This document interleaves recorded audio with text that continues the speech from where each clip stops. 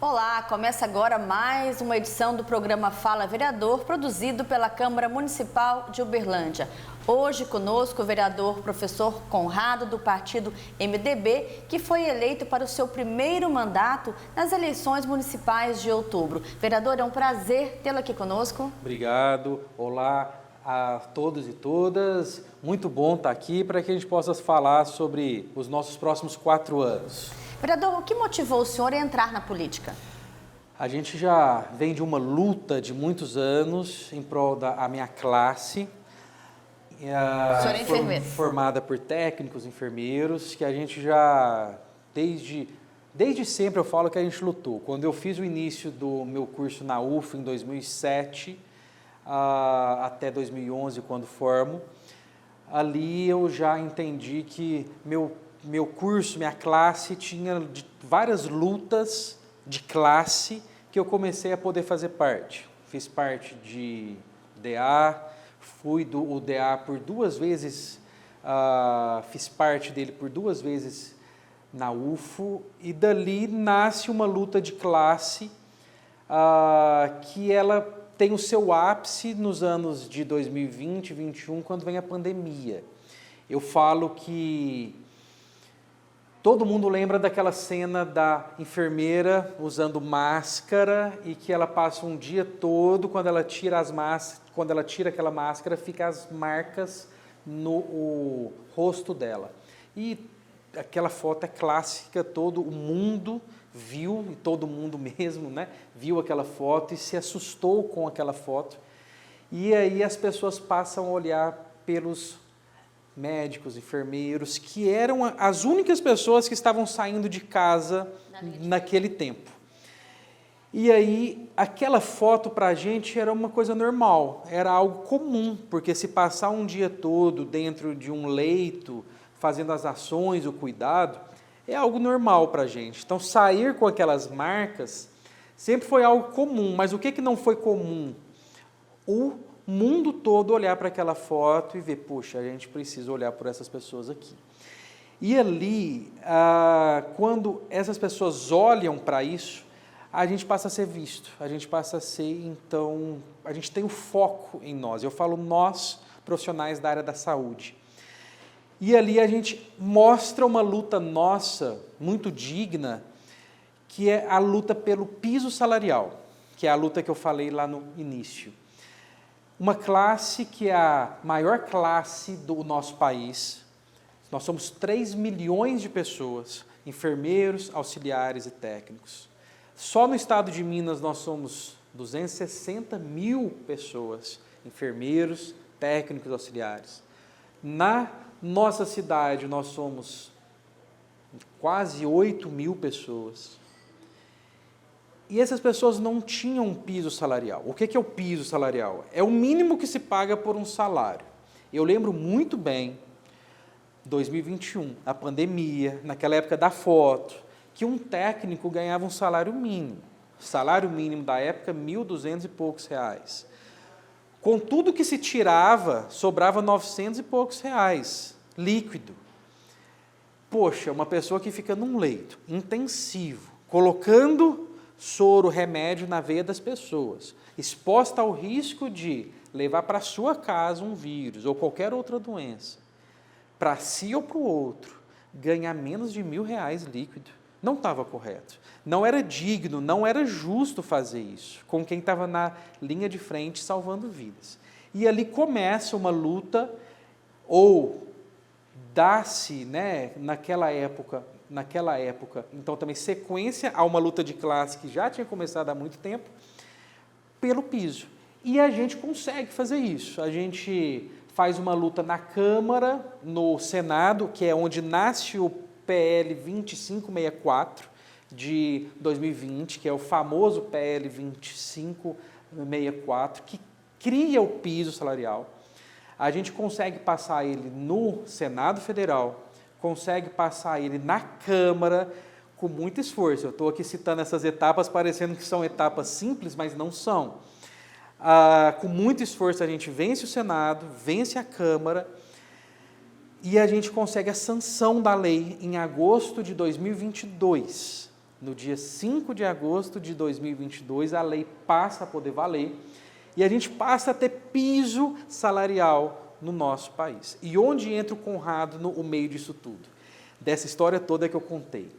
Ele entra como um líder da nossa cidade, o líder da nossa própria, talvez também região, que chamou as pessoas para poder olhar para isso, olhar para essa lei que a gente precisava criar. E a gente começa a poder fazer ações, atividades na rua. Lembro muito bem que quando a gente não podia ir para a rua, a gente não podia sair de casa, mas a gente precisava contar que tinha uma lei que precisava ser criada, a gente foi de carro, de moto, nas ruas, buzinando para as pessoas ouvirem isso. A gente foi para as ruas várias vezes, Brasília várias vezes, a gente foi de ônibus daqui, técnicos, enfermeiros, de ônibus para lá, para a gente poder cobrar, fazer com que a lei saísse do papel. E, de fato, a lei saiu. E nasce ali, ou as pessoas veem ali um líder para poder falar por elas. E aí eu ocupo esse espaço, desde o curso, a faculdade, o DA, um espaço que a gente já vem falando de política, luta de classe, e aí a gente começa a poder pensar, olha, a gente precisa estar na política também. A gente olha para a Câmara da nossa cidade, que nunca havia eleito ninguém da minha classe, nunca, enfermeiro nem técnico. Na história da Câmara nunca tinha sido eleito. E a gente pensa, nós vamos romper com a história. E hoje eu estou aqui. Que coisa boa. Como é que o senhor avalia o papel do vereador na construção de uma cidade melhor? Essencial, essencial. A gente tem essa divisão dos poderes. É um poder essencial, porque é um poder que fiscaliza, é um poder que cria a norma para que ela possa ser feita, para que a gente possa, de fato, mudar a vida das pessoas. Olha o poder que tem essa casa. Criar uma lei. A lei é algo que você vai mudar uma situação ou uma outra norma, talvez anterior, que a gente entende que deve ser para poder fazer uma cidade melhor, fazer uma cidade que seja mais, talvez, acessível, fazer uma cidade que seja mais forte, potente. Olha como essa casa tem esse poder. É um poder essencial que a gente precisa prezar por ele, para que ele tenha de fato esse poder. Olha quanto essa cidade gera de recursos, olha quanto essa cidade gera de, talvez, impostos.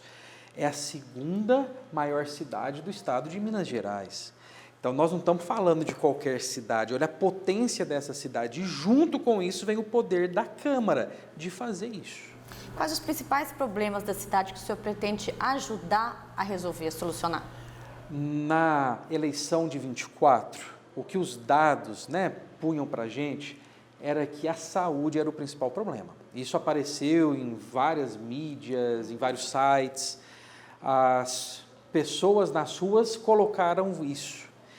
E o que a gente mais vê é que nos últimos anos foi se investindo cada vez mais recursos financeiros na saúde, a ponto de que hoje se gasta mais de 30% disso somente para a saúde. É muito, é muito. É até acima do que é o mínimo. Só que, ao mesmo tempo, se eu chego em 24 e faço essa análise e quem usa o SUS fala para a gente que o pior ponto da nossa cidade é a saúde, alguma coisa não está batendo. Porque se eu estou usando cada vez mais recursos, mais do lado de cá nós temos essas pessoas que falam que não está bom, então quer dizer que eu estou investindo ou errado, ou de uma forma que eu não consigo fazer com que essa pessoa perceba que o SUS é de fato para ela. Então nós temos um nó aí, que a gente precisa entender o porquê que uma coisa não segue com a outra. E, em cima disso, saúde é um ponto que a gente precisa entender.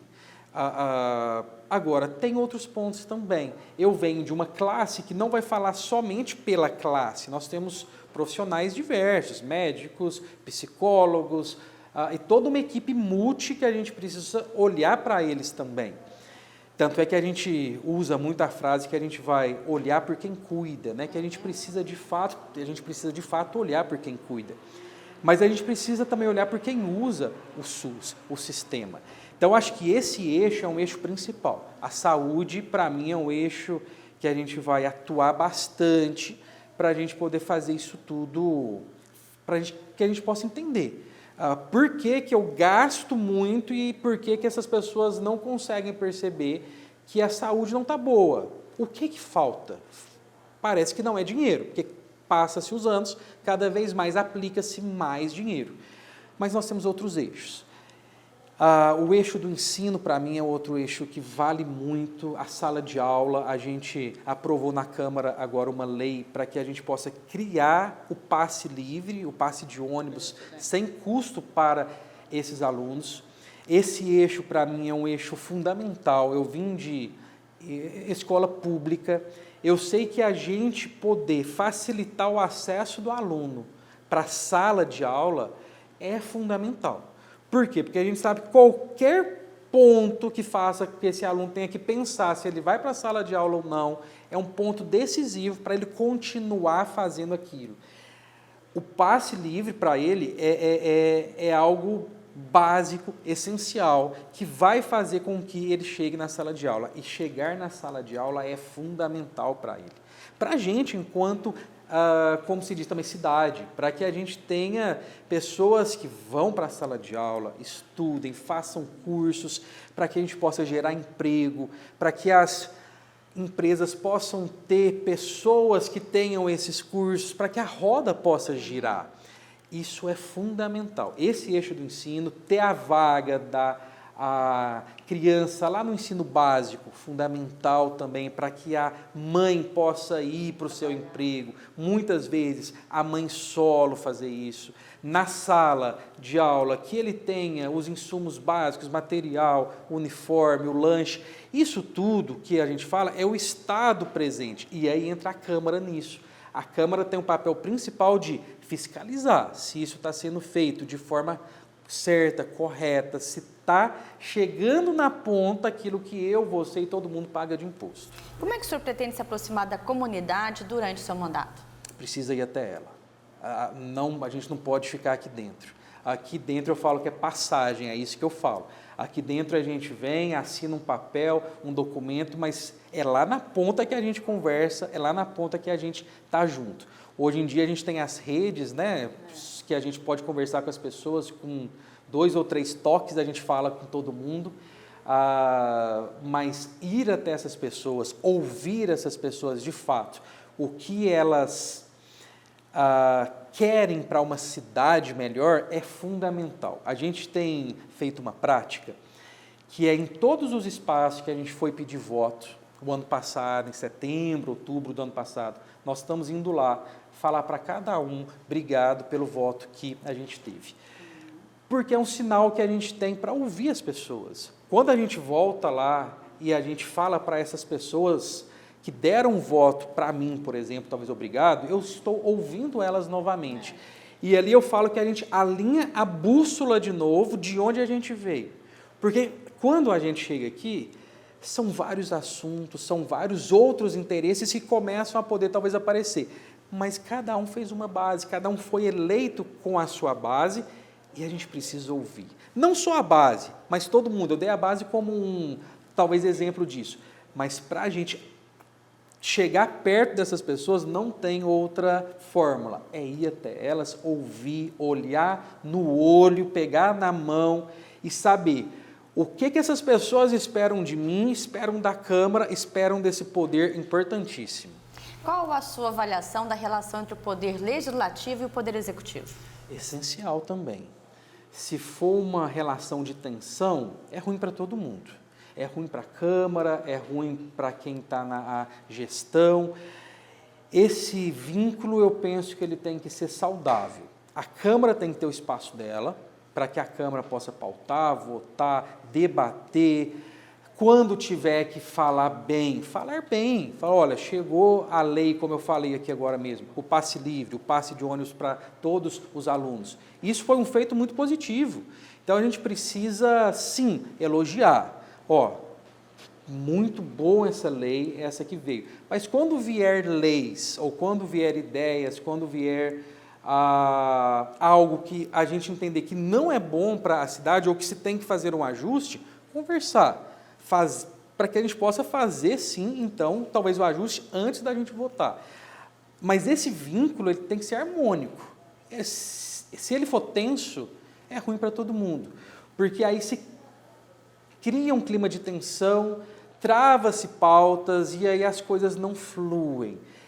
Há diversos, talvez, interesses, como eu disse, há o interesse da própria, talvez também gestão, de fazer aquilo que ela precisa fazer, e isso é uma coisa talvez também legítima dela, e nós temos 27 pessoas aqui dentro com cabeças completamente diferentes, com bases completamente diferentes. Tem gente que é base, tem gente que não é, tem gente que é centro. Isso tudo a gente precisa criar um ponto em comum. Um ponto em comum tanto para que a Câmara possa fazer essas ações, quanto para que possa ter vínculo com a casa do lado. Quais são os valores que vão guiar a sua atuação como vereador? Eu penso muito na ética, acho que a ética é o principal, o que as pessoas esperam de mim. Eu que vim, nunca tinha me apresentado num pleito, coloquei meu nome em 2024, e o que a minha base, as pessoas que estão próximas a mim sempre me viram, foi quanto à ética de tudo que sempre fiz. Então, quando deram esse voto, foram na urna, né, votar, pôr na urna esse número, vi muito a fala de que, nossa, dei o voto com gosto dessa vez, vi a sua foto na urna. Então, gerou nas pessoas um sentimento muito positivo. E isso precisa ser devolvido. E a base disso foi a ética. A ética de uma pessoa que sempre esteve na sala de aula, sempre esteve junto com os alunos, sempre esteve junto com a classe, fazendo aquilo que fez.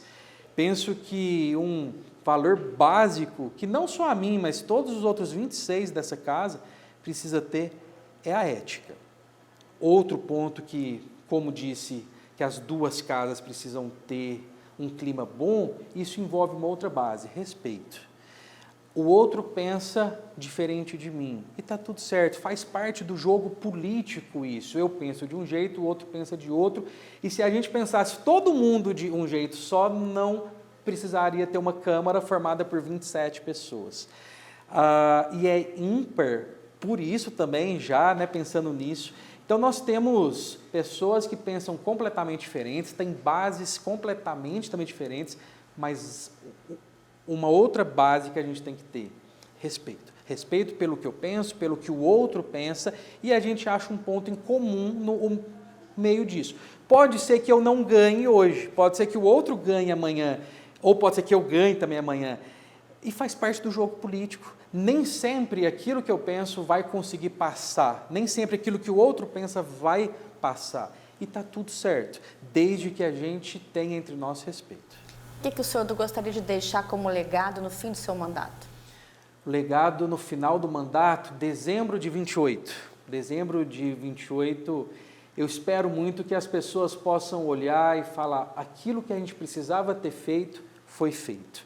E quando eu digo foi feito aquilo que é uma premissa básica de quem assume um cargo desse, que é todos os dias levantar, olhar para a sua cidade, olhar para o seu povo e tentar fazer todos os dias o máximo possível para que a gente mude diversas cenários de cada um.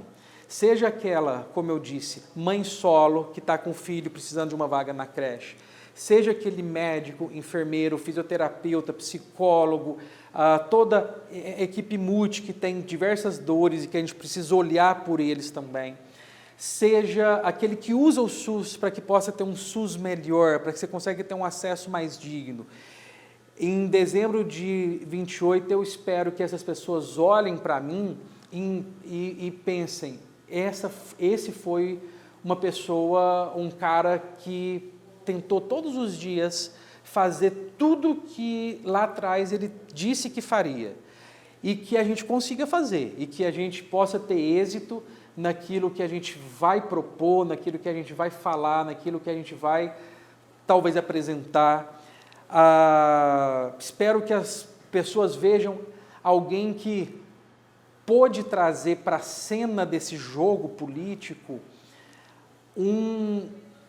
uma visão do SUS mais talvez qualificada. A gente precisa qualificar esse debate sobre o SUS na Câmara. Já faz, na história da Câmara, a gente nunca teve ninguém da minha classe aqui para poder falar. E eu já vi muitas cenas que o SUS passa de forma muito superficial. O SUS é complexo, o SUS ele é muito amplo, o SUS não é tão simples como se pensa, a gente precisa qualificar esse debate. Eu tenho 15 anos de sala de aula quase, e falo de SUS, já falei de SUS para milhares de alunos, conheço um pouquinho daquilo que eu falo. Espero que as pessoas possam me ouvir, espero que eu consiga levar um pouco do SUS e espero que lá em dezembro de 28 a gente possa olhar para trás e falar muito daquilo que a gente veio, solicitou, foi atrás, a gente conseguiu fazer. Professor, quem quiser entrar em contato com o senhor através do gabinete, das redes sociais, quais seriam os telefones, endereços? Gabinete 18 na Câmara, estamos aqui para que a gente possa atender todo mundo, aqueles que estão no SUS talvez atuando, aqueles que estão na rede da nossa cidade, então também privada atuando, aqueles que usam o SUS também, que tiverem alguma queixa, problema, e que a gente pudesse ser útil nisso, para a gente achar caminhos, eu acho que esse é o ponto. A rede social PROF, P-R-O-F, aí eu vou soletrar o nome, C-O-N-R-A-D-O, com R só, Conrado Augusto, tudo junto. Nossa página a gente posta todo dia, story, vídeo, contando o que nós estamos fazendo, eu acho que isso é algo básico, as pessoas estão nos vendo, precisam nos ver todos os dias, nós estamos aqui também ganhando um salário público pago por eles, a gente precisa então fazer isso, e lá nas redes todo mundo pode, então, talvez acompanhar a gente, para que vocês possam, talvez, acompanhar tudo que a gente já tem feito, a gente já tem enviado ofícios, solicitado várias, talvez, informações, e tudo que a gente vai fazer até dezembro de 2028. Professor Conrado, muito obrigado pela sua participação. Obrigado a todos e todas, a você, toda equipe TV Câmara, muito bom estar aqui, espero voltar depois outras vezes para a gente poder falar sobre os feitos, falar sobre aquilo que a gente foi, pleiteou, batalhou, conseguiu e o que a gente puder ser útil, nós estamos aqui para poder fazer por todos nós e fazer a nossa cidade ser cada vez melhor. Muito obrigada. Nós acabamos de conversar com o vereador professor Conrado, do MDB. O programa Fala Vereador de hoje termina aqui e até a próxima edição.